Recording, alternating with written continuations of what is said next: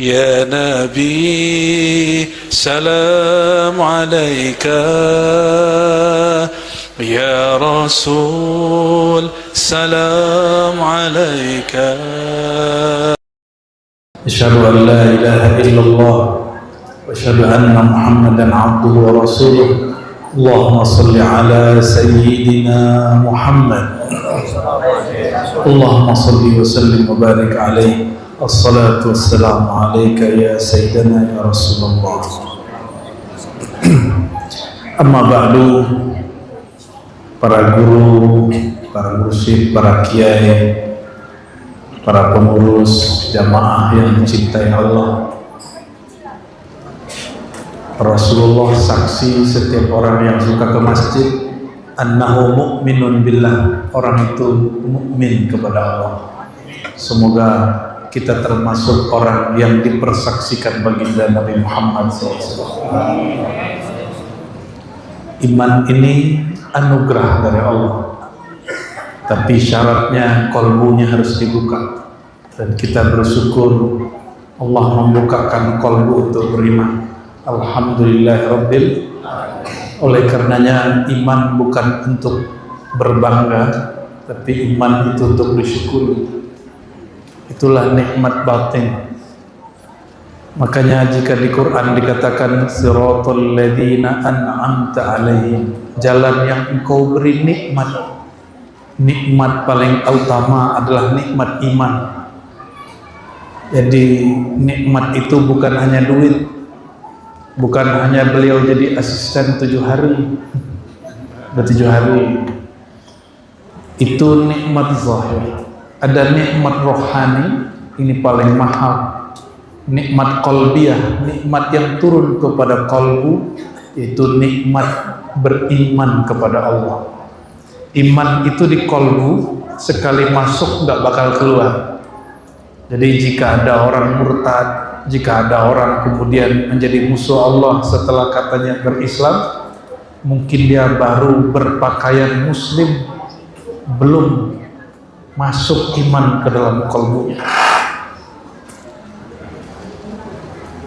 Dan iman ini tidak mungkin sampai kepada kita kecuali dengan jasa Nabi Muhammad sallallahu alaihi wasallam.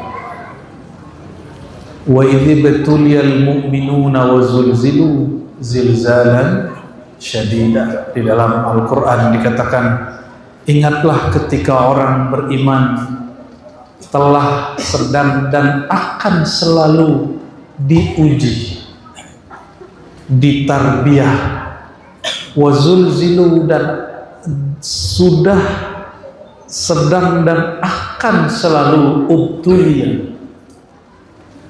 digoncang, wazulzilu, dan mereka dibikin goncangan. Makanya hidup kalau nggak ada goncangan, jangan-jangan imannya sudah nggak ada. Emas itu supaya dia ketahuan emas, maka orang yang cari emas dari pasir, pasirnya digoyang, digoyang, terpisahlah antara pasir dan emasnya. Maka orang beriman zahirnya mungkin mereka merana karena diuji, tapi batinnya mereka sedang berbahagia. Ini yang dikatakan Imam Notailah Sekandari, bahwa ujian bala bencana itu Idul Muridi, hari raya para murid. Jadi kapan kita berhari raya? Kalau kita masih diuji oleh Allah Subhanahu, itu Allah lagi nyapa, Allah lagi sapa. Dan ujian itu tidak melulu buruk. Ada ujian kebaikan, kayak Pak Asisten 1 nih dapat jabatan baru, itu ujian. Pak Wali Kota kita sampaikan salam kami kepada beliau, Pak Ratu Dewa. Semoga Allah berkahi.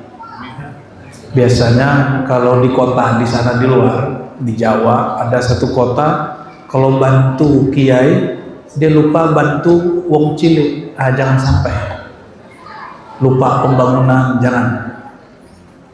Ini kalau Pak Presiden bingung mikirin dana makan siang di sini jangan sampai pusing mikirin dana merbot, biasa aja ya, pandai-pandai aja silaturahim, nanti ada duitnya insya Allah ya.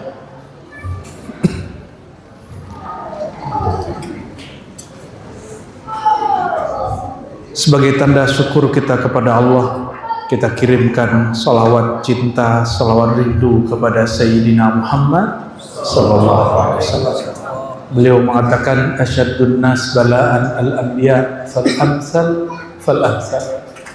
Hadis sahih. Orang yang paling banyak diterpa, diuji oleh Allah para nabi, lalu pewaris para nabi, lalu pengikut para nabi. Tadi ujiannya ada dua, ada baik, ada buruk. Itu cuma cek aja.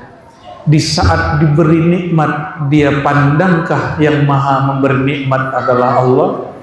Di saat nikmat dicabut, dia masih bertuhankan kepada Allah. Iman kalau benar masuk di kolbu, sama aja. Dia mau senang, susah, imannya gak hilang. Mau senang, susah, imannya gak hilang. Kenapa? Imannya sudah di dalam. Sholatnya banyak, sholatnya dikit, imannya sama. Karena iman itu tidak bertambah, tidak berkurang. Yang bertambah cabangnya, yang berkurang cabangnya. Jadi jika ada ungkapan iman naik turun, itu cabang-cabang iman. Ya, maka Sayyidina Ali karramallahu wajhah mengatakan, jika iman sudah masuk ke dalam diri, dia tidak bertambah, tidak berkurang. Kalau dia bertambah bid'ah, kalau berkurang zindik. Dia begitu aja. Ya. Semoga semua yang hadir Allah betul-betul tancapkan iman di dalam diri. Amin ya rabbal alamin. Ya. Kita perbaharui imannya, baca syahadat. Asyhadu an la ilaha illallah wa asyhadu anna Muhammadar Rasulullah.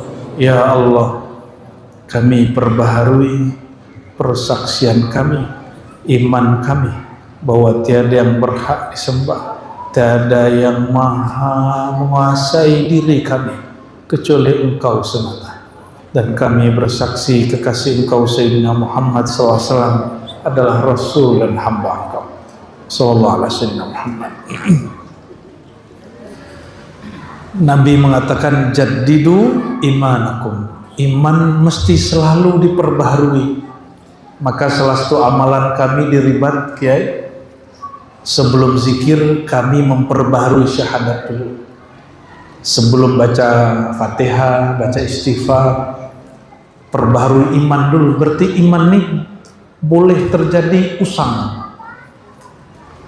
Dia akan mengalami berdebu.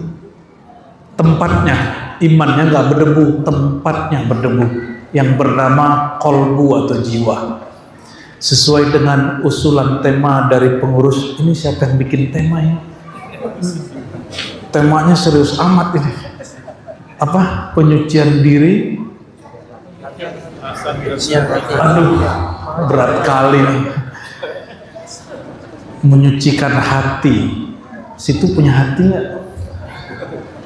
Sehingga perlu dicuci. Nyaman nggak tidur di kasur kotor? Nyaman? Nyaman nggak masuk mobil, naik motor, duduk di kursi yang ada kotorannya?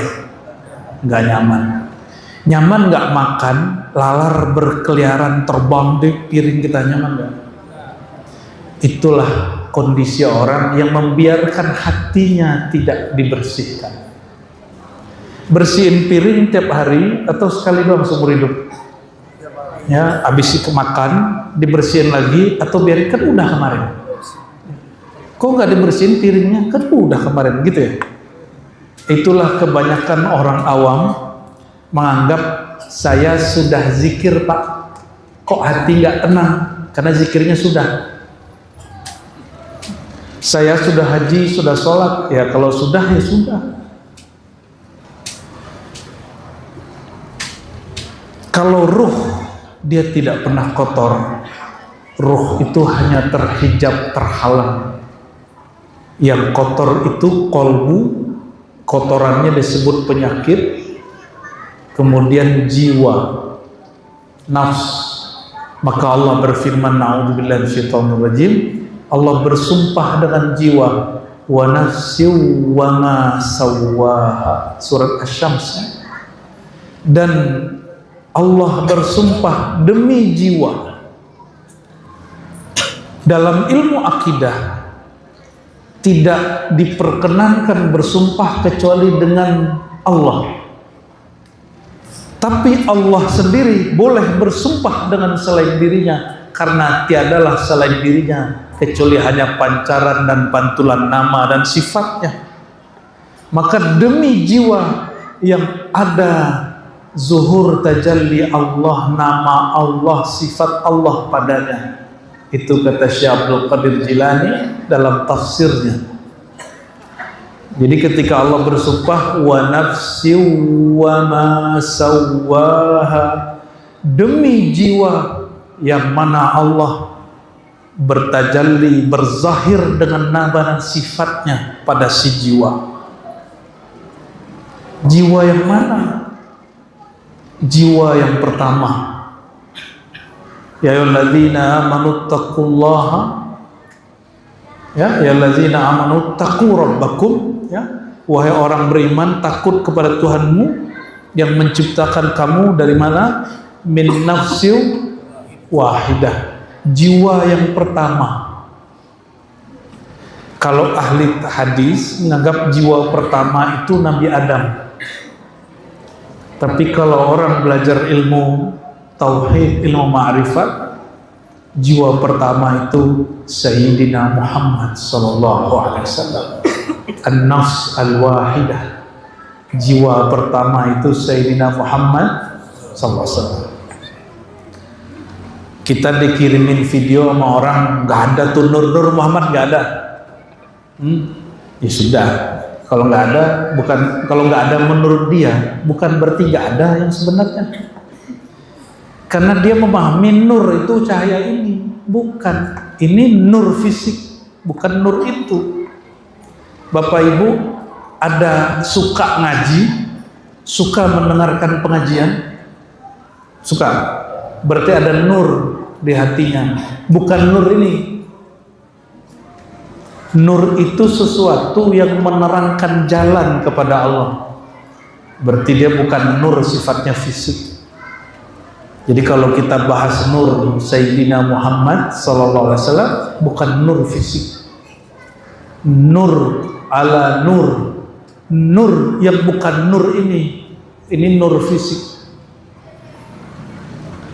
Wa nafsi wa ma sawaha, demi jiwa, wa ma sawaha, dan demi apa yang Allah telah sempurnakan padanya jiwa. Kapan jiwa sempurna? Apa yang membuat jiwa kita lebih sempurna dari malaikat sehingga Allah perintahkan malaikat sujud kepada kakek kita Nabi Adam?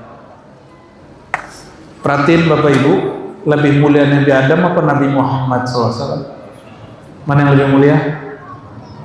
Nabi. Jika para malaikat disuruh sujud ke Nabi Adam, kira-kira ke Nabi Muhammad disuruh ngapain?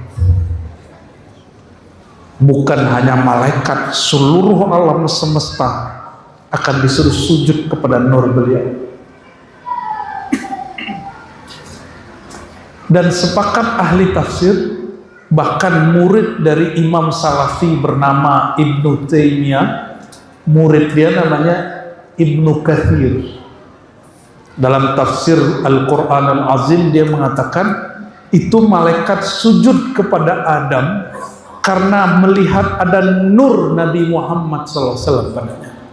Jadi saya heran nih kok orang ngaku-ngaku ikut ajaran salafus soleh tapi nggak baca tafsir Imam Salafi. Dan Ibnu Katsir ini termasuk bermanhaj salaf. Asbab ada nur itu pada dirinya, malaikat sujud. Kira-kira ama yang punya nur itu kita ngapain ntar? Itulah asbabnya kenapa Sayyidina Abu Bakar tidak berani menatap Sayyidina Muhammad SAW.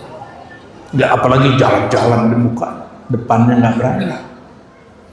Itu asbabnya Sayyidina Utsman malu jika jumpa Nabi. Sayyidina Umar minta maaf terus kalau jumpa. Sayyidina Ali lah satu-satunya orang yang berani berdialog tiktokan sama Nabi Muhammad SAW, karena beliau mengatakan, aku sumber ilmu, Ali lah pintunya. Kalau pintunya nggak bisa diajak ngobrol, gimana ceritanya? Ya. Wa nafsi wa ma sawaha, demi jiwa yang mana Allah simpan rahasia nama, rahasia sifat pada dirinya, lalu jiwa itu sawaha, disempurnakan dengan ditiupkan ruh jiwa kepada tubuh. Jadi sawaha bahasa Arabnya taswiyah. Taswiyah itu Allah ratakan, Allah sempurnakan dari ruh kita, jiwa kita yang pertama, kemudian masuk ke tubuh ini, tapi bukan menempati, dia tidak di luar, dia tidak di dalam, dia rahasia Allah semata-mata. Itu namanya jiwa rohani. Jiwa rohani yang kita sebut ruh. Yang kita sebut apa? Ruh. Maka Allah mengatakan, falamma sawaituhu nafakhtu fihi min ruhi. Tatkala aku telah sempurnakan tubuhnya manusia insan dari tanah, dari unsur api, air, udara, aku hembuskan ke dalamnya rohku, bukan zatku. Berarti kan bukan zatku tapi rohku. Rohku artinya hembusan aku, bukan zat aku. Yang mengartikan zat aku, dia sedang membayangkan zat pindah ke tubuh. Itu ajaran menyimpang. Kalau nggak mau disebut sesat, disebut menyimpang. Kata orang, janganlah ngaji-ngaji tasawuf nanti sesat. Ya kalau nggak punya mursyid ya sesat. Nggak punya silsilah sanad ya sesat. Tapi kalau bersanad, bermursyid, berguru, insya Allah tidak sesat. Ini jaminan dari Imam Abu Yazid. Man la syaikha lahu fa syaikhuhu syaitan. Orang tidak punya syekh mursyid, maka mursyidnya syaitan. Nauzubillah tsumma nauzubillah. Kebanyakan yang komentar gak punya mursyid. Jadi yang komentar itu setan itu. Nauzubillah tsumma bukan dia yang komentar, cuma lidahnya dipinjam syaitan. Jika tubuh ini dari alam bawah, tanah, air, tutup Pak, ini Pak, tutup. Biarin anak-anak kita main, biarin. Jangan usah dibiarin, tutup aja gitu. Bahasa Arabnya disebut al-alam as-sufla, alam rendah. Tubuh ini dari tanah, air, udara, api, itu disebut alam rendah. Alam apa? Sedangkan ruh itu disebut dari alam tinggi, al-ulya. Maka ketika digabung itu namanya taswiyah. Apa sebutannya? Taswiyah. Ketika ruh itu dihembus namanya nafkhiyah. Ketika tubuh dicipta namanya khalqiyah. Jika kemudian digabung itu namanya insan. Kita ini hasilnya. Makanya yang bikin anak bukan bapak ibu. Bapak ibu cuma melakukan hubungan kasih sayang. Yang menciptakan anak itu Allah Subhanahu wa Ta'ala. Ini yang punya anak pernah melukis muka anaknya? Enggak ya? Yang maha melukis wajah, mendesain wajah Allah. Gak bisa request kelamin anaknya? Gak bisa. Suka-suka Allah Subhanahu wa Ta'ala. Jadi ibu-ibu, mohon maaf Bu ya, jangan terlalu bangga bisa hamil. Ya, ini anakku ya. Tapi yang bekerja di situ bukan ibu-ibu. Tahu-tahu udah jadi 3 bulan, tahu-tahu udah 6 bulan gitu. Ibu pernah request loh Bu? Nah, jangan tendang-tendang, ditendang aja terus, benar nggak? Ya begitulah. Karena ibu-ibu sendiri tidak menguasai jabang bayi dalam perutnya. Yang menguasainya adalah Allah Subhanahu wa Ta'ala. Jadi kita pernah hidup 9 bulan di air, Pak. Betul ya? Mati nggak? Nggak mati kan? Jadi bapak ini kalau dicemburin ke air, tahu cara napasnya nggak mati, Pak. Insya Allah. Wa nafsi wa ma sawwaha. Ayat berikutnya, fa alhamaha fujuraha wa taqwaha. Lalu Allah mengajari jiwa. Alhama, ilham artinya Allah mengajari jiwa. Maka al-muallim al-hakiki adalah Allah SWT. Guru hakikat sebenarnya Allah Subhanahu. Fa'alhamaha fujuraha wa taqwaha. Fujur dan taqwa ini, wahai jiwa, namanya buruk, ini namanya jelek. Jadi mohon maaf, ini berdebatlah antara Ahlus Sunnah dengan Mu'tazilah. Tapi perdebatannya nggak selesai. Kata orang Mu'tazilah, akal sanggup menentukan baik buruk. Kata Ahlus Sunnah, yang baik itu yang disebut syariat baik, yang buruk itu yang disebut syariat buruk. Tapi ini perdebatannya nggak selesai. Mu'tazilah punya dalil, ini ayatnya. Ahlus Sunnah punya dalil tentang syariat. Akhirnya yang melerai perdebatan ini sufi. Ada Mu'tazilah namanya Ibnu Masarrah. Siapa namanya? Orang Eropa, Spanyol. Dia diusir dari kampungnya karena dia berakidah Mu'tazilah yang tadi, yang bilang akal sanggup menentukan baik buruk. Dia berhaji, waktu di Mekah jumpa cucu daripada Imam At-Tustari, namanya Abdullah Al-Hafidh At-Tustari. Mengajarkan kepadanya, gak begitu debatnya. Dua-dua kalian Ahlus Sunnah dan Mu'tazilah ini ada benernya, ada kurang pasnya. Maka beliau sampaikan hadis ketiga, istafti qalbak. Bukankah Rasulullah pernah memberikan panduan, minta fatwalah kepada qalbumu. Itu kepada siapa? Kepada jiwa yang sudah diajar Allah sedari awal, ini baik, ini buruk. Jadi Bapak Ibu, jika mengalami kebingungan di persimpangan jalan, ikut suatu ajaran guru, ikut suatu kajian masyayikh, ikut ajaran seorang habib, kiai, ustadz, mursyid, bingung karena melihat ada yang aneh-aneh pada diri orang itu atau di jamaahnya, gak usah tanya ke macam-macam, tanya yang paling dalam. Tanya yang di sini. Tanya jiwa yang pernah diajari oleh Allah langsung.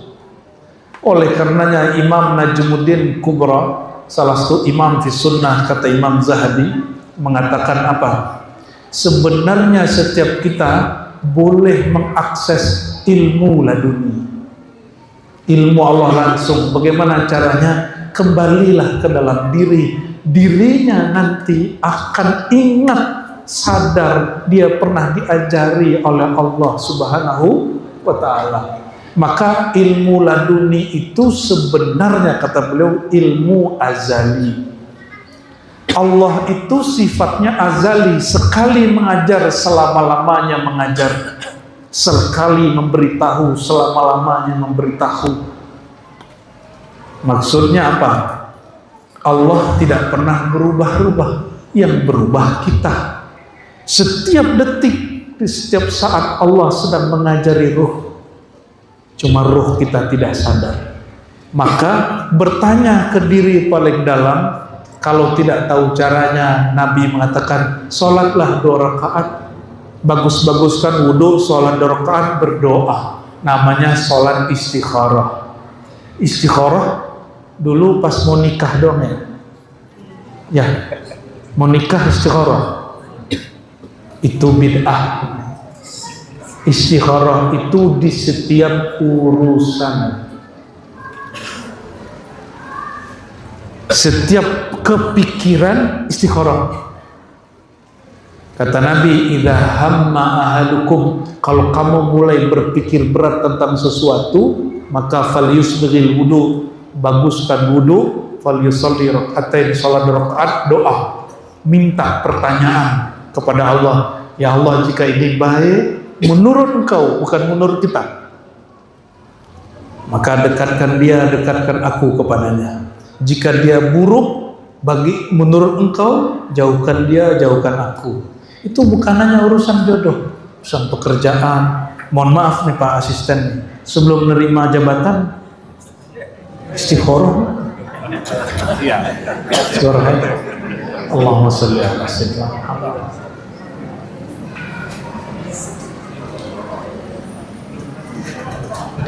Lalu kata Imam At-Tustari Al-Hafidh ini, lebih kurang ajarannya seperti ini. Untuk masalah hukum syariat, baik buruk sesuai dengan wahyu Allah. Tapi di luar bab syariat, baik buruk dirimu terdalam yang tahu. Dirimu yang terdalam, diri yang sebenar dirilah yang tahu. Ya, bisa jadi baik menurut kawan kita, tidak baik menurut kita. Bapak Ibu, kita ini bekerja atau eksis hidup, punya kerjaan, punya status, itu karena ingin eksis terlihat oleh makhluk, ingin menyenangkan orang sekitar, atau supaya keren terlihat orang, atau ingin cari bahagia. Banyak orang merusak dirinya karena ingin terlihat indah depan orang.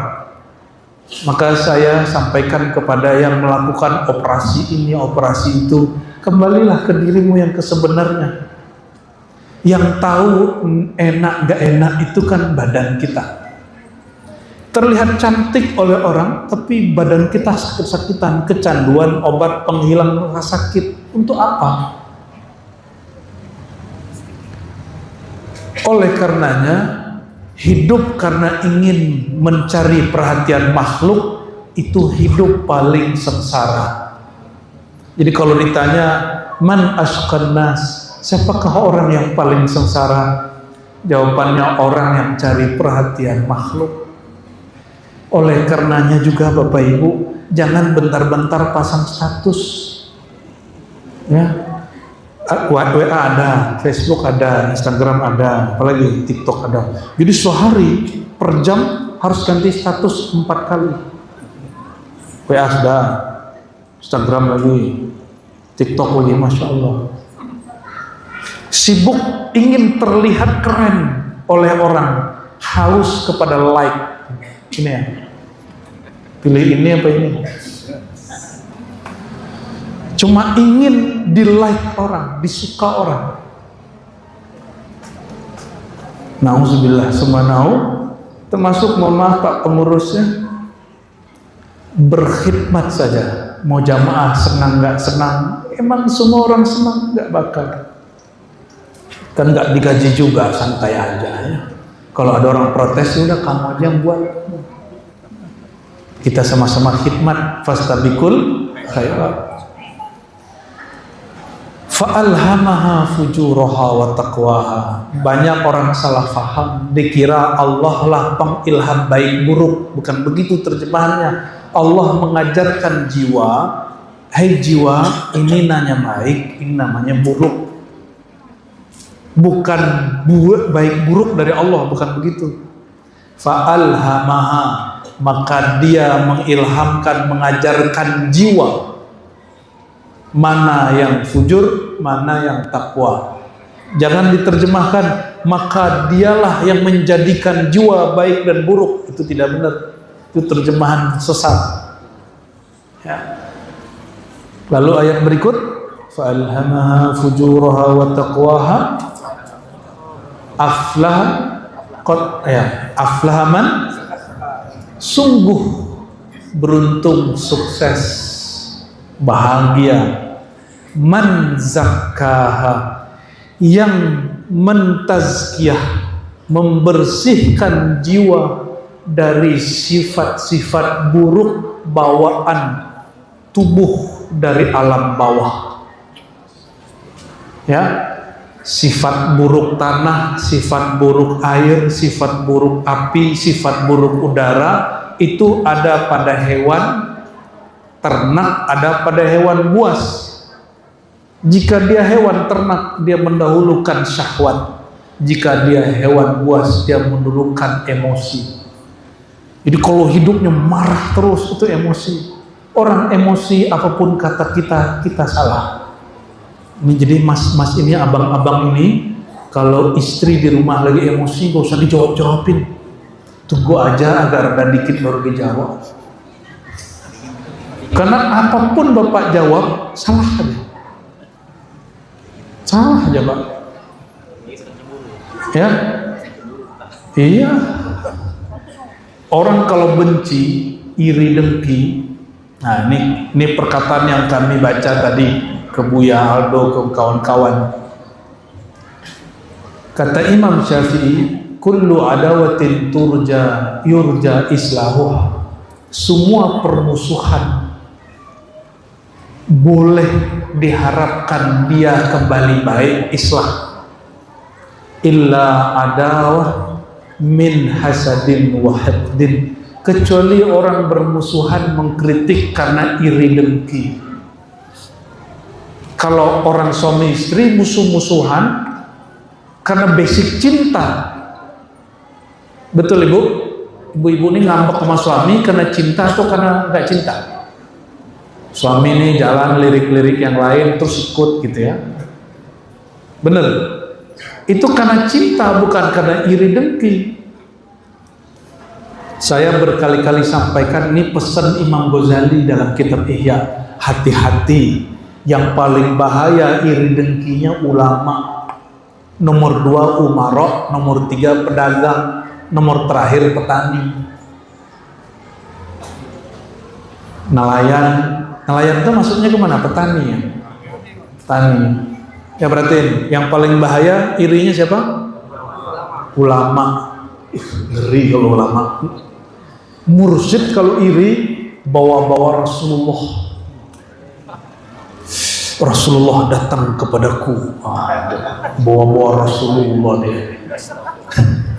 Aku mimpi Rasulullah. Memalsukan mimpi dia. Itu kalau orang sudah iri dengki karena atas dasar keulamaannya. Ulama yang iri dengki, ulama yang merasa dirinya ulama. Mau cari tahu siapa ulama? Yang tidak memandang dirinya ulama. Apa arti ulama? Innama yakhshallaha min ibadihil ulama, surat Fatir ayat 28. Yang betul-betul kenal Allah sehingga dia ada rasa takut cuma ulama. Berarti yang disebut ulama itu yang kenal Allah, nama dan sifatnya sehingga ada rasa takutnya. Kalau ulama sebenarnya merasa aku ini masih kurang ajar kepada Allah, gak pantas disebut ulama. Orang saja yang disebut ulama. Jadi mohon maaf, ini rahasia kita ya. Tidak semua orang di MUI itu ulama. Menurut ayat ini. Menurut ayat ini. Ini saksi pak. Ulama lebih gila dari kontraktor. Waktu mau bangun Islamic Center, gila.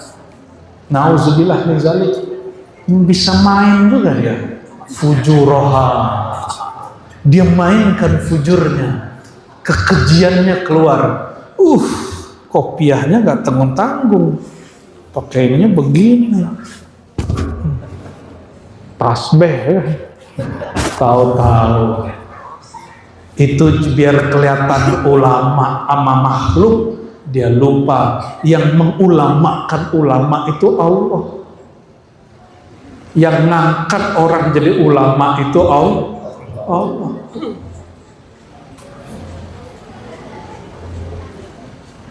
Masih ingat Barsiso? Barsiso itu diangkat jadi kiai oleh makhluk, Allah nggak angkat dia. Maka dia ibadah 500 tahun lalu terjebak maksiat.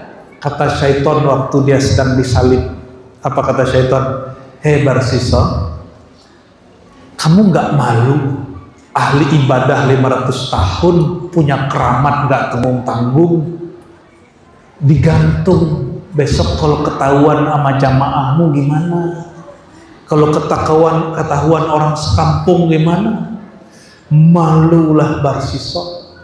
Aduh, apa kata orang? Aku ini kan ulama, aku ini kiai, aku ini mursyid, aku ini habib. Akhirnya syaitan datang kepadanya mengatakan, hei Barsiso, maukah kamu selamat? Orang-orang tidak tahu kamu maksiat, namamu harum. Kata Barsiso, siap.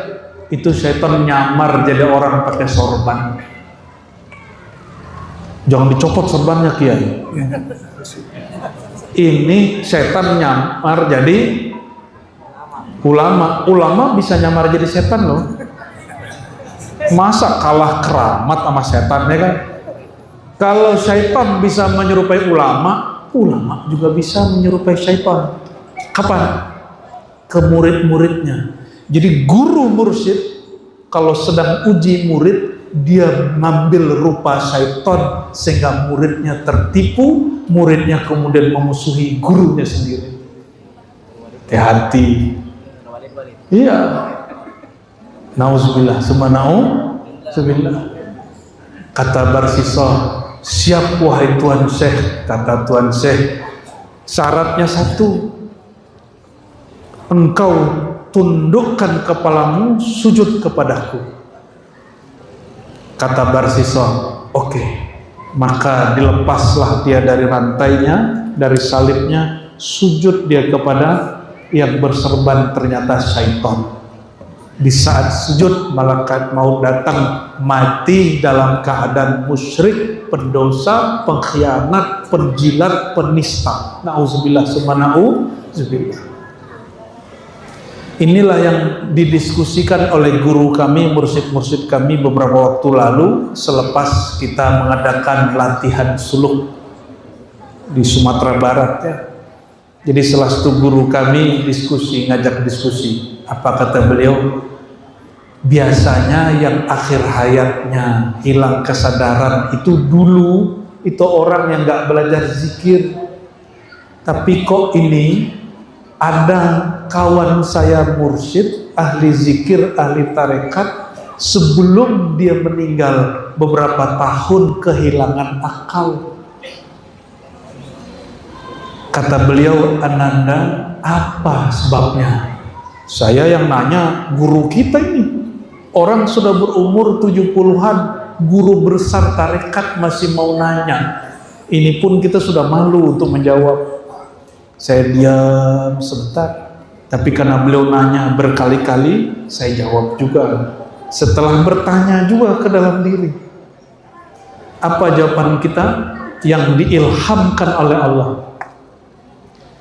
Abuya, saya panggil begitu ke beliau.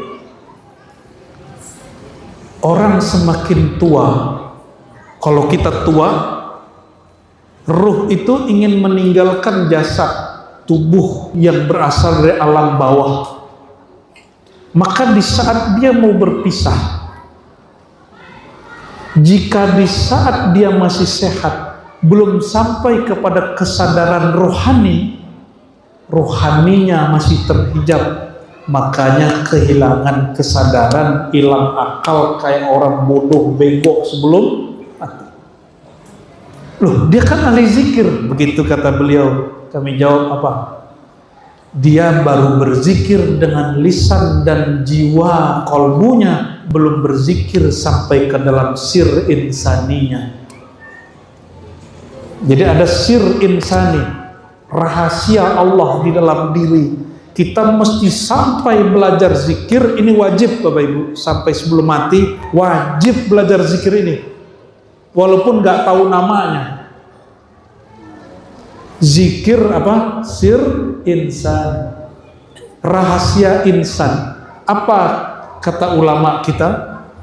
Mereka mendengarkan salah satu ilham dari Allah. Taqwaha fa'alhamaha fujuraha wa taqwa. Di bab taqwaha mereka mendengarkan kalam wa fi sirri ana. Di dalam sirmu itu engkau baru dapat kenal aku. Hilangkan akumu barulah nyata aku. Fazkuruni azkurukum. Selama ini belajar zikir masih angka-angka, kualitas-kualitas. Zikir sekian.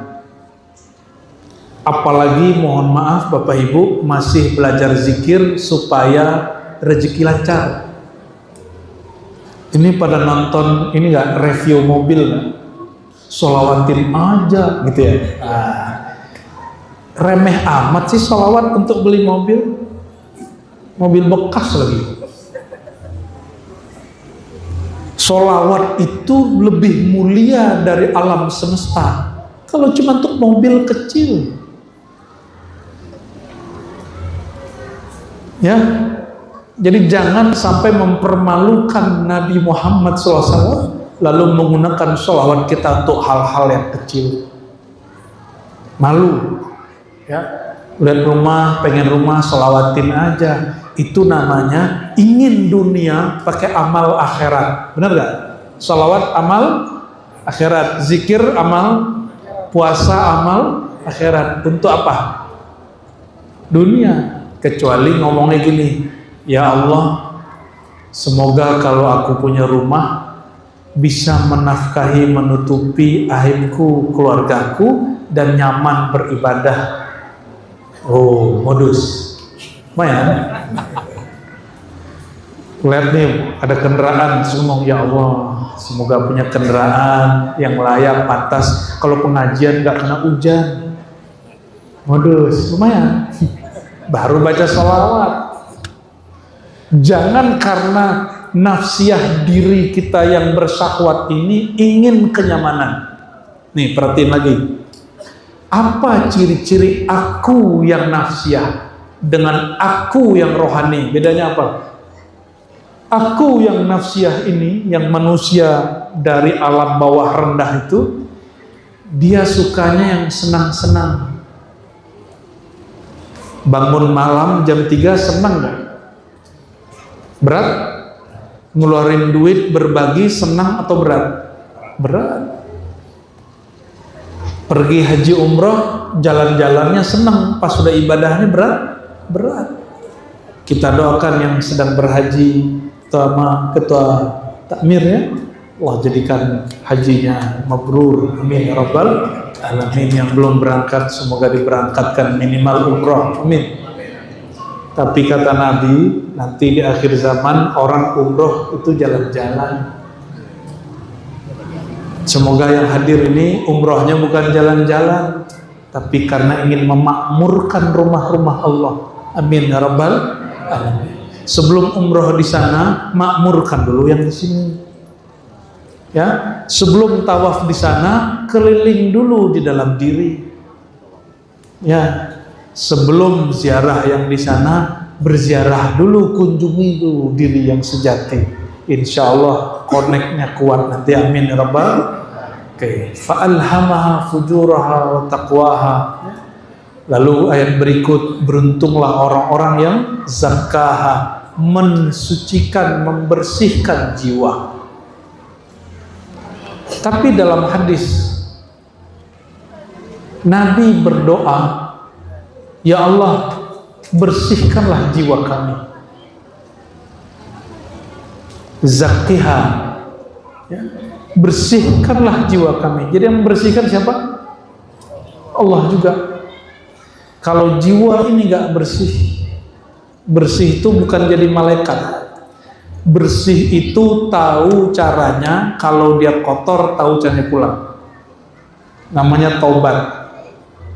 Oleh karenanya orang yang bersih di dalam Islam itu, yang suci dalam Islam bukan orang yang gak pernah maksiat, tapi orang yang dia punya satu amalan setiap hari bernama taubat. Orang yang paling banyak taubat bernama Sayyidina Muhammad SAW, dan beliau bertobat setiap hari berapa kali? 100 kali. Dan Nabi Muhammad tidak hanya istighfar tobat untuk dirinya, karena beliau tidak punya kotoran. Dalam surat Muhammad ayat 19 beliau diperintah wastaghfir lidzambika walil mu'minin. Mohon ampunlah hai Muhammad terhadap dosamu dan dosa orang beriman. Jadi kenapa kita wajib bersolawat? Solawat itu nanti akan membawa istighfarnya Nabi buat kita. Jadi Bapak Ibu ini kalau nggak punya solawat, itu istighfarnya nggak sempurna. Karena yang betul-betul beristighfar itu hanya Nabi Muhammad SAW. Perhatiin, Nabi ini kadang mengajarkan siapa yang ingin dibukakan jalan banyak-banyak istighfar. Tapi orang hari ini membawa hadis ini untuk kepentingan dunia. Ustadz ini cinta dunia apa cinta Allah sih? Kok urusan dunia pakai jalan akhirat? Itu kan salah jalan. Itu yang disebut sesat rohani. MUI gak usah ngurusin fatwa-fatwa aneh-aneh, yang begini diurusin.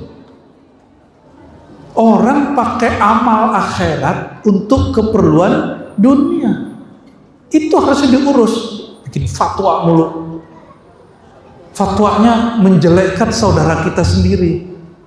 Hal yang begini nih masalah ini mesti diluruskan. Bagi saya itu sesat. Orang ingin dunia pakai media akhirat, itu bahaya. Yang bicara bahwa ini bahaya itu wali Allah Al-Ghaus Abul Hasan Asy-Syadzili, Syekh Abdul Qadir Jilani, Syekh Muhammad Abdul Karim Sammani. Itu mereka sepakat mengatakan kamu punya hasrat duniawi, terus untuk mencapainya pakai amal dunia, awal ukhrawi, amal akhirat. Takun abghadal ibad ilallah, kamu menjadi hamba yang paling dibenci oleh Allah Subhanahu wa taala. Zahirmu sujud kepadanya, tapi batin menginginkan selainnya. Badannya tawaf di Ka'bah, dalam hatinya ya Allah proyek, ya Allah proyek, ya Allah proyek, ya Allah. Apalagi musim-musim sebelum kampanye kan, badannya di Ka'bah, berkeliling di seputar Ka'bah, tapi hatinya berkeliling di hasrat duniawinya. Ya, apa? Kongsi. Suara rakyat. Suara. Caleg, wali kota. Begitu hari ini. Duit. Karena ada hadisnya, antara umroh dan umroh dihilangkan kefakiran. Jadi orang ini umroh bukan karena ingin memakmurkan rumah Allah, tapi supaya nggak miskin. Ini perhatikan ya, bedakan tujuan dengan manfaat. Ini kalau di kampus-kampus harusnya ilmu orang kampus jangan berhenti di kampus. Mesti kita apa istilahnya Bu ya? Down to earth. Membumikan ilmu kampus pesantren ke masyarakat. Jadi mohon maaf para kiai, kenapa Al-Fakir berani membawakan kajian-kajian ini di masyarakat umum? Karena saya berpikir Bapak Ibu ini awal penciptaan kita sama semua, benar nggak? Bapak punya ruh, saya punya ruh. Bapak punya jiwa, saya punya jiwa. Kita sama-sama dari tanah. Mungkin Bapak tanah konflik, saya bukan. Tanah sengketa ya. Tanah Abang.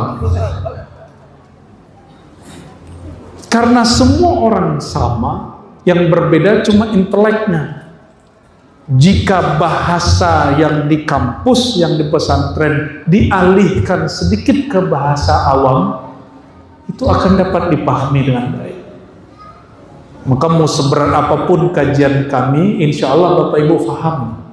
Karena saya kan nanya dulu ke dalam sini, baru diterjemahkan keluar, nggak pakai bahasa kampus kita. Nah di kampus itu ada namanya maqasid syariah.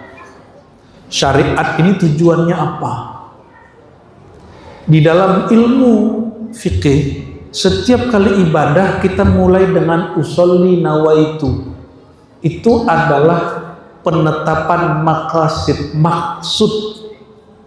Setiap niat pasti belakangnya ada lillahi nawaitu sauma ghadin an adai fardi syahri ramadhana lillahi usalli fardal maghribi salasa rakaatin ma'muman lillahi. Belum orang bicara fikih maqasidi, ulama mazhab Syafi'i sudah mengajarkan bahwa melafazkan niat, meluruskan maksud bagian dari sunnah walaupun tidak sunnah yang eksplisit. Tujuan ibadah itu aqimis sholata lidzikri, untuk mengenal Allah, untuk kembali ke Allah, bukan supaya hilang kefakirannya. Sholawat supaya beli rumah, beli mobil, bukan itu. Itu sesat itu. Itu sesat yang mesti diluruskan. Orang begini wajib punya mursyid. Jika ada ustadz begitu, dia wajib belajar lagi, cari mursyid yang bimbing dia. Ada seorang imam yang tiada yang paling alim di alam waktu itu kecuali dia, namanya Fakhruddin Ar-Razi. Yang di depan Bapak Ibu namanya siapa? Tanpa Fakhruddin. Imam Fakhruddin Ar-Razi wafatnya sekitar 606 Hijriah. Dia ini disowanin semua ulama antara kota Roy dan Armenia, Uzbek, Khawarizm. Semua orang datang ke dia, semua kiai. Tapi ada laporan, Tuan Syekh, ada satu ulama yang gak datang.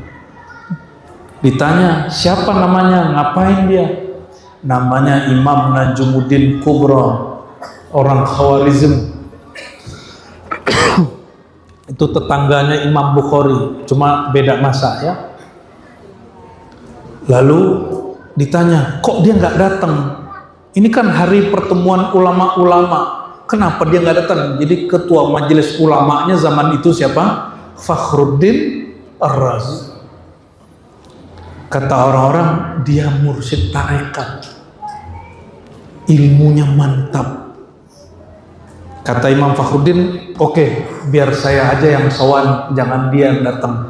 Maka beliau kemudian turun dari mejanya, dari kursinya, dan dia langsung pakai kuda berangkat ke zawiyah suraunya Syekh Al-Imam Al-Arif Billah Najumuddin Kubra. Udah jumpa, ketemu, terjadilah dialog antara mereka. Ini disebutkan sebagian kisahnya oleh Imam Zahabi dan imam-imam yang lain. Apa kata Imam Zahabi? Berjumpalah Fakhruddin Ar-Razi dengan Najumuddin Kubra. Setelah dia menyaksikan luar biasa kalam Imam Najumuddin Kubra, mengajarkan cara membersihkan hati, mengenal Allah, bertanyalah Imam Fakhruddin Ar-Razi, ketua majelis ulama yang kaya, dia punya pembantu 30 pembantu dong Pak. Ada yang punya pembantu 30 sini kiai? Orang kaya aja belum tentu punya pembantu 30 sini. Dia punya rumah gede sekali kayak istana raja, punya kekayaan di mana-mana, punya bini juga di mana-mana Pak. Ini Imam Fakhruddin Ar-Razi. Bertanyalah beliau, wahai Tuan Syekh Najumuddin Kubra, dengan cara apa engkau bisa mendapatkan ilmu yang aku tidak mengerti ini? Jadi ternyata Imam Fakhruddin, ketua majelis ulama zaman itu, dia terheran-heran, kok ada orang mengerti ilmu yang dia nggak mengerti, yaitu ilmu qalbu, ilmu rohani. Kata Imam Najumuddin Kubra, kamu mau? Kamu mau? Ditanya 3 kali. Kata Fakhruddin, kalau boleh tahu, kasih tahu dong. Kata Imam Najumuddin Kubra, oke. Tinggalkan posisimu sekarang duduk di tempat aku duduk, engkau keluar dari sini akan paham yang aku maksud. Kata Imam Najmuddin Kubro, aduh saya orang sibuk, banyak kerjaan. Ini selevel ulama loh. Akhirnya Imam Najmuddin Kubro diam. Fakhruddin Ar-Razi pun diam, Sawan pergi.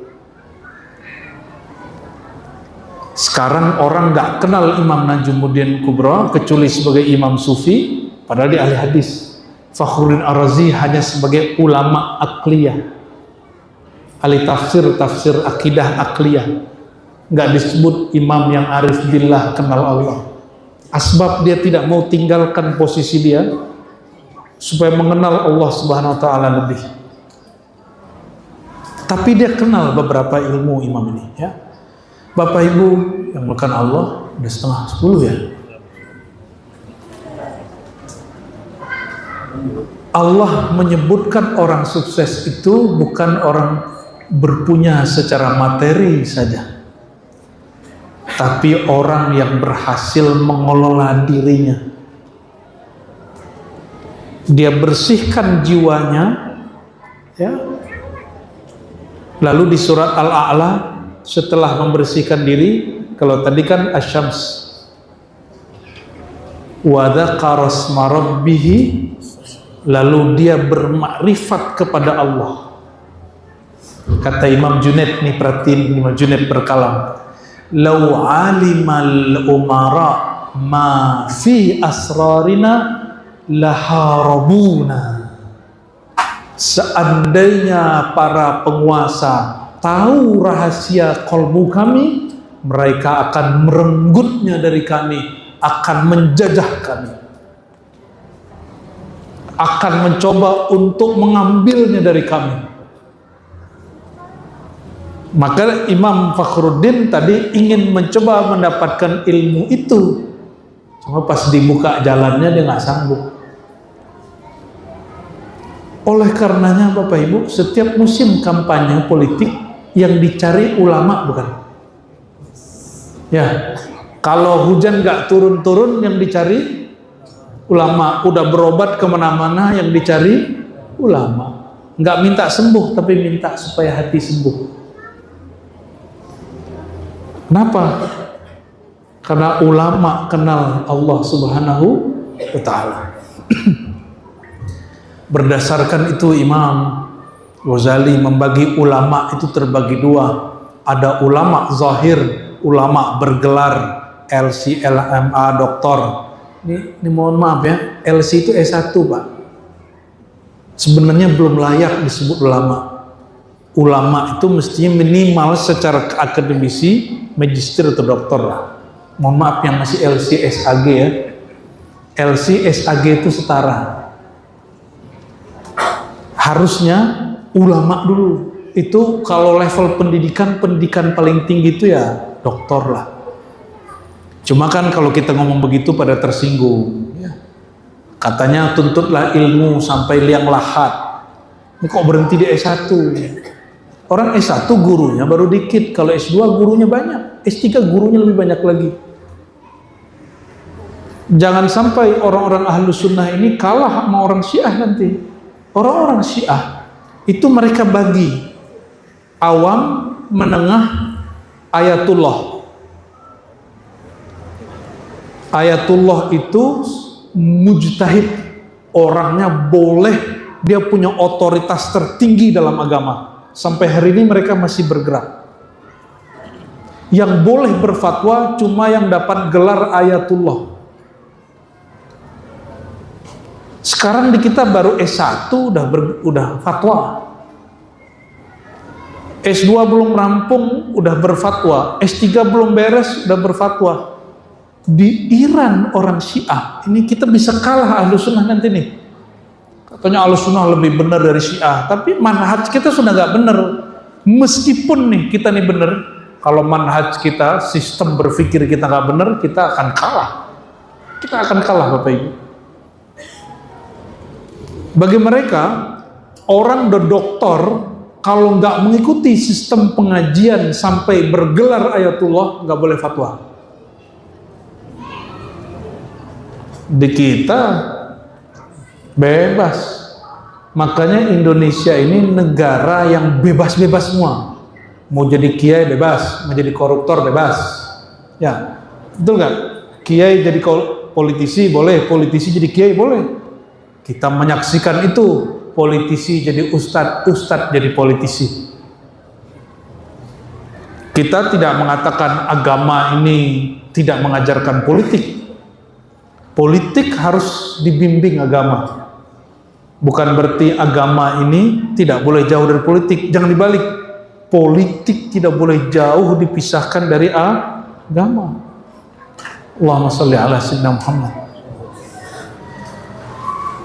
Maka dikatakan berdasarkan dua surat tadi, Asy-Syams dan Al-A'la, Allah bersumpah dengan jiwa, Allah bersumpah dengan tubuh ini, dengan sifat-sifatnya yang Allah nyatakan pada diri dan tubuh. Lalu Allah mengajarkan jiwa, ini baik, ini buruk. Lalu Allah mengatakan, yang disebut sukses itu bukan sukses hanya sukses zahir, tapi sukses batin. Kalau bahasa orang lama, dia selesai dengan dirinya sendiri. Bagaimana caranya? Bersihkan rohani kita dari tempelan sifat jiwa dan tubuh. Bukan dipisahkan, dibersihkan. Gimana cara bersihkannya? Mulailah segala satu dengan bismillah. Makan itu kebutuhan tubuh. Kalau ingin membersihkan rohani, jangan sampai nggak makan, tetap makan. Tapi kata Nabi, kul bi bismillah, bacalah bismillah dalam makanmu. Nabi nggak ngomong mulailah makan dengan bismillah, bukan. Kul bibis, makanlah dengan nama Allah. Oleh karenanya Imam Ghazali mengatakan setiap kali nyuap bismillah. Kalau kita kan cuma di awal, siapa lah yang nerjemahin begitu? Mulailah makan dengan bismillah, bukan gitu terjemahannya. Kul bismillah, makanlah dengan nama Allah. Nama Allah pada kalbu, pada ruh. Sedangkan pada zahir, ciptaan Allah bernama makanan, nasi, daging. Kita makan itu daging ayam, kalau nggak disembelih dengan nama Allah halal nggak?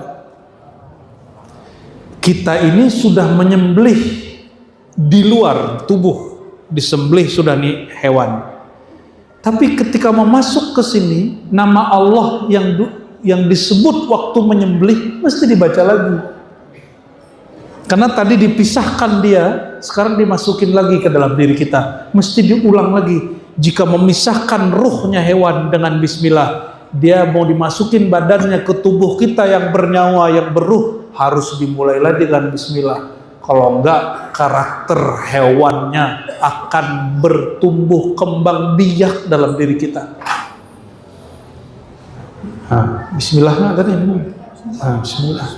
Kalau lupa, bismillah fi awwalihi. Gimana kalau lupa? Ya Allah, bismillah di awal sampai akhir. Termasuk kalau lagi bikin anak, Pak. Coba bismillah nggak? Coba bismillah, lupa ya. Bapak-bapak. Kalau syahwatnya syahwat binatang yang digoda oleh syaitan, sebut a'udzubillah. Lalu sebut nama Allah di hati, pasti loyo, birahinya hilang. Berarti dari syaitan itu.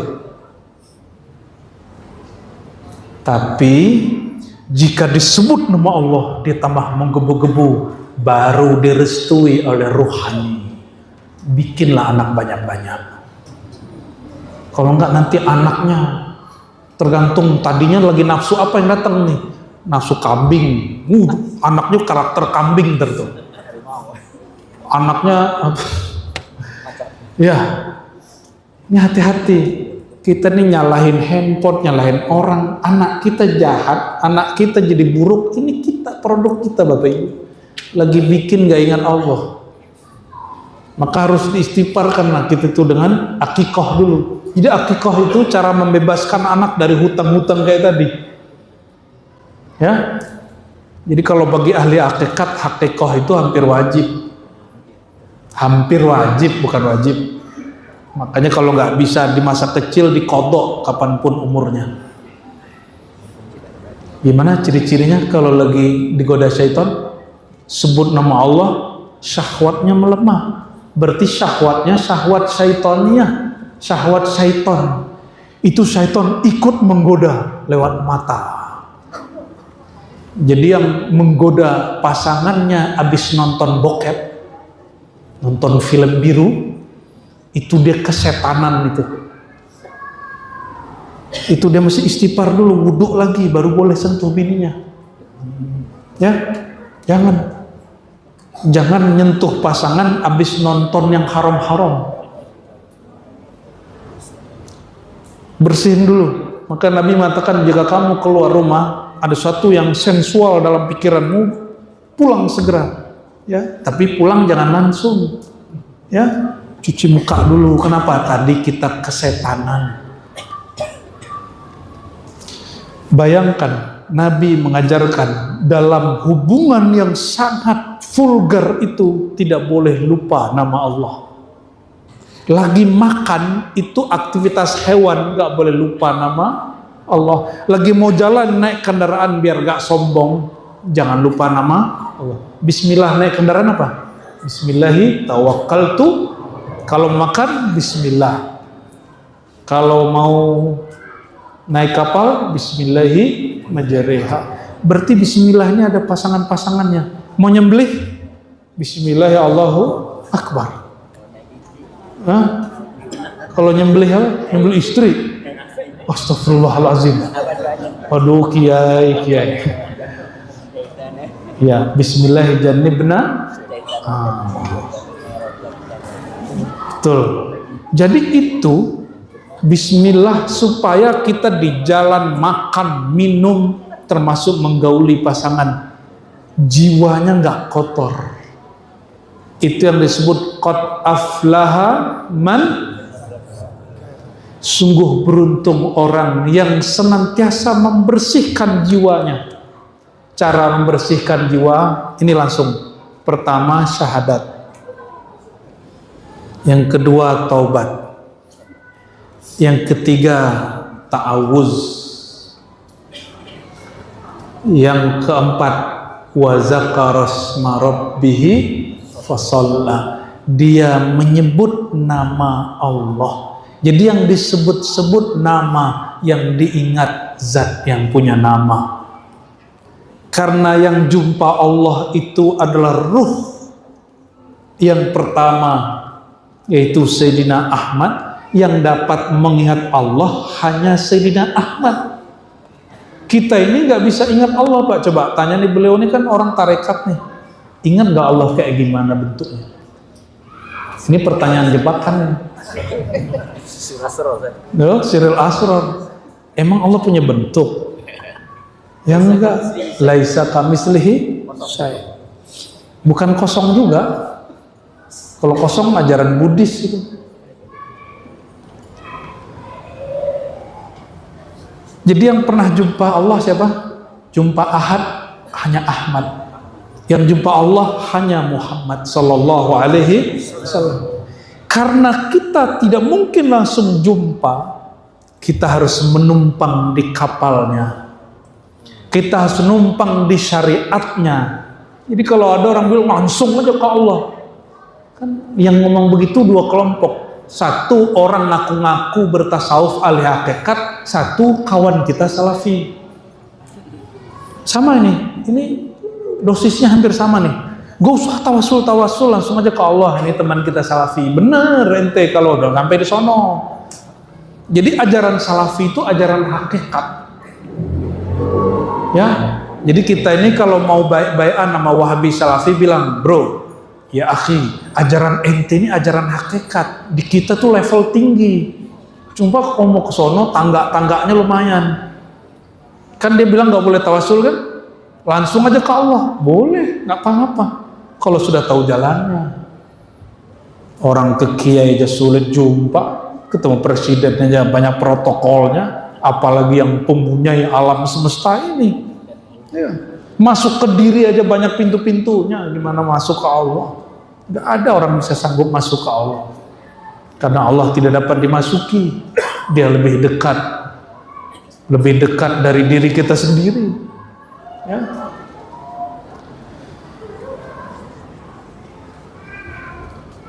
Oleh karenanya, ketika ada orang mengatakan langsung saja kepada Allah, ente benar. Kan ada ahli hakikat tuh, gak usah pakai mursyid, langsung.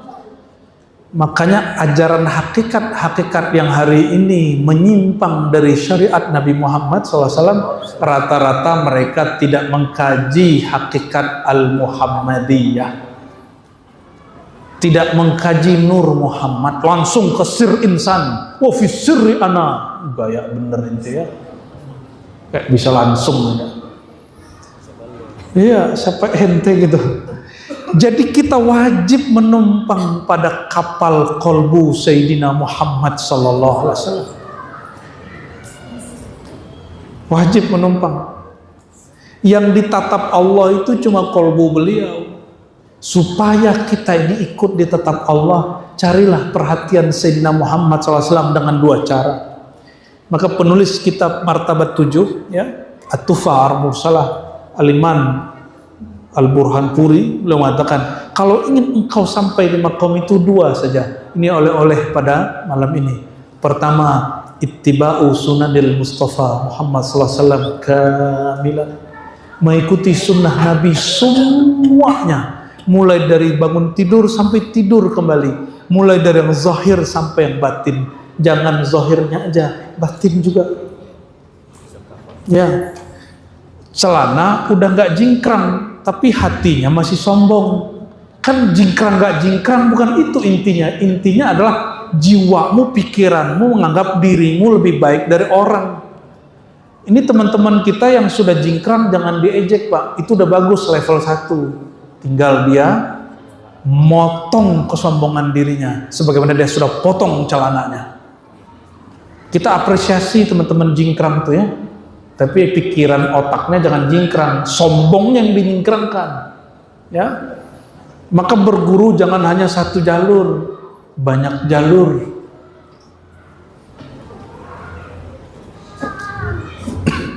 Dan yang kedua, cara usul kepada Allah itu pertama tadi apa? Ikut sunnah Nabi semuanya. Ya. Yang kedua, ini tariqatul muhaqqiqin wal muwahhidin. Tariqatnya ahli hakikat. Apa itu?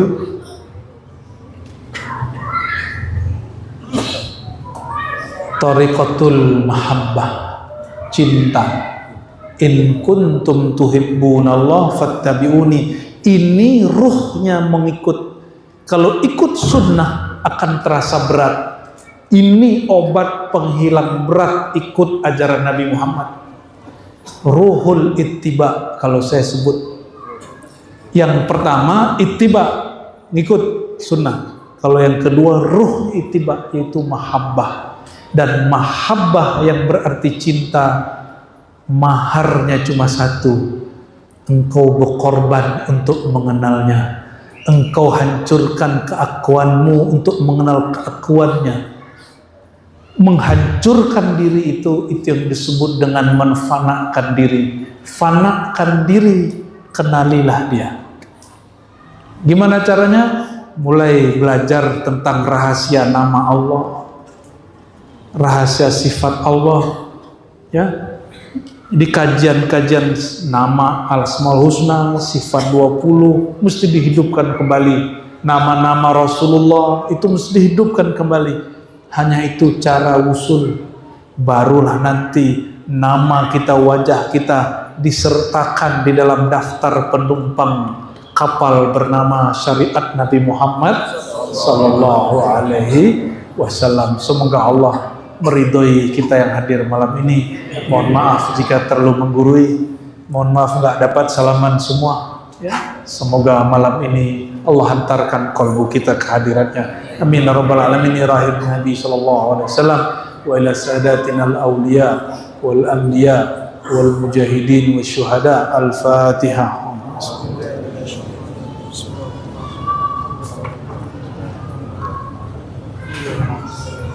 Na'udzubillahi minasyaitonir rajim. Bismillahirrahmanirrahim. Allahumma rahmanir rahim.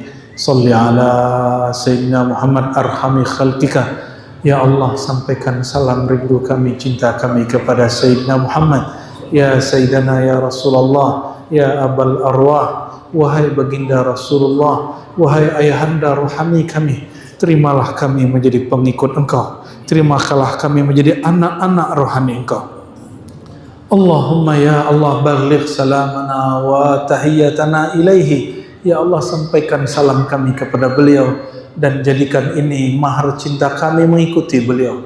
Allahumma a'inna ya mu'in ala dzikrika wa syukrika wa husni ibadatik. Ya Allah yang maha penolong, tolonglah hambamu ini yang lemah ini, semua yang hadir malam ini, semua yang menyimak kajian ini, untuk kembali mengingat engkau, untuk kembali mengenal engkau, sehingga terang benderang jalan pulang kehadiran engkau.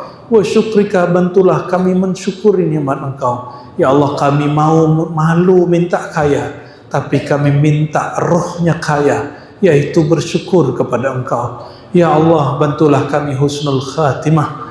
A'inna ala husni ibadatik. Bantulah kami beribadah sebaik-baik ibadah, dan tiadalah ibadah terbaik kecuali kembali mengenal engkau ya Allah. Anta'budallah ka'annaka tarah, sebagaimana Rasul engkau mengatakan, menyembahnya seakan memandangnya. Izinkan kami yang tidak pantas memandang engkau ya Allah, diizinkan memandang keindahan wajah jalal jamalmu ya Allah. Allahumma ya Sattar, ya Ghaffar, ya Ghafur. Dosa kami sangat banyak ya Allah. Semua kami ini pendosa ya Allah. Semua kami punya aib yang tidak dilihat oleh hambamu ya Allah, tapi tidak pernah itu luput dari pandanganmu ya Allah. Tapi bagaimana munafiknya kami ya Allah. Kami tidak malu dipandang engkau, tapi kami malu dipandang makhluk engkau. Ya Allah, kami munafik ya Allah. Kami munafik ya Allah. Kami berkhianat kepada engkau ya Allah.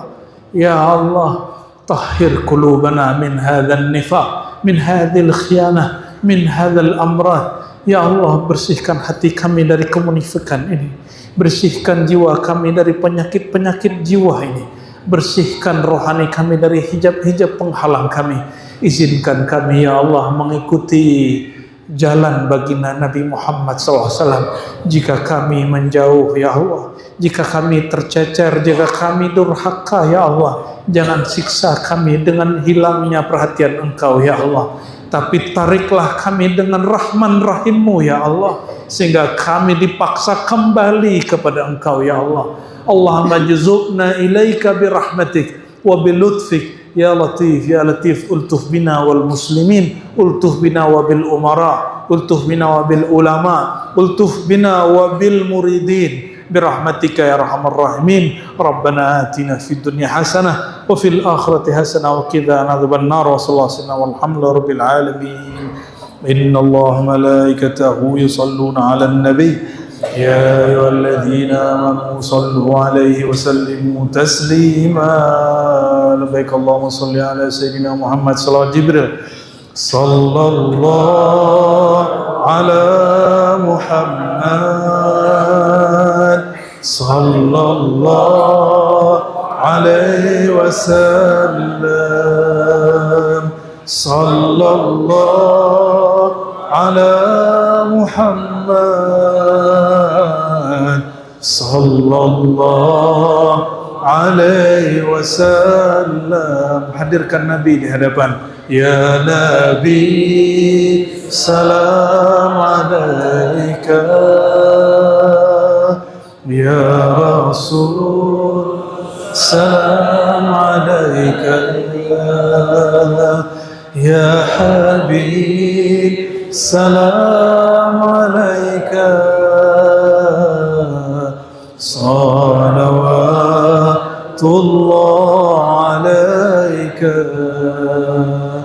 sallallahu ala Muhammad sallallahu alaihi wasallam sallallahu ala Muhammad sallallahu alaihi wasallam.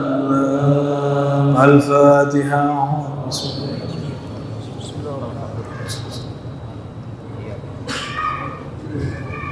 Amin amin ya rabbal alamin ya munazzil al-Fatihah ya rabb sayyidina al-Fatih ya rabb sayyidina al-Khatim salli ala sayyidina Muhammad al-Khatim al-Fatih wa bihaqqihi fastajib da'watina waqdi hawaijana wastur auratina wa awsilna ilaik bihaqqil Mustafa wa bijahil Mustafa Muhammad sallallahu alaihi wasallam. Subhana rabbika rabbil izzati amma yasifun wa salamun alal mursalin walhamdulillahi rabbil alamin. Mohon maaf salah kurangnya. Assalamualaikum warahmatullahi wabarakatuh. Ya Habib, salam alaika, salawatullah alaika.